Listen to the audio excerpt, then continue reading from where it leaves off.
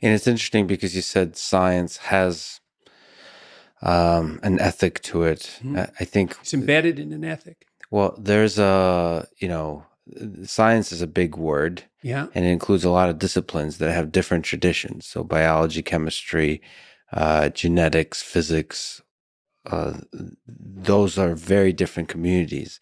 And I think biology, especially when you get closer and closer to medicine and to the human body, does have a very serious, first of all, it has a history with Nazi Germany of being abused and all those kinds of things, but it has a history of taking this stuff seriously.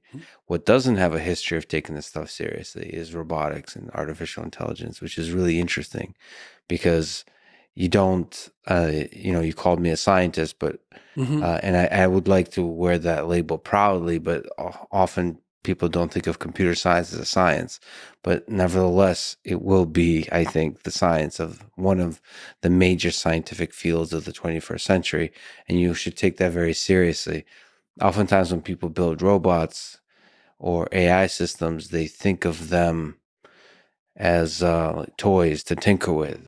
But there's a human side of the equation. And you get the extreme thing people and you think, yeah, well, what about the human here? And when we've been talking about the necessity of having a technological enterprise embedded in an ethic, and you can ignore that, like most of the time, right? You can ignore the overall ethic in some sense when you're toying around with your toys.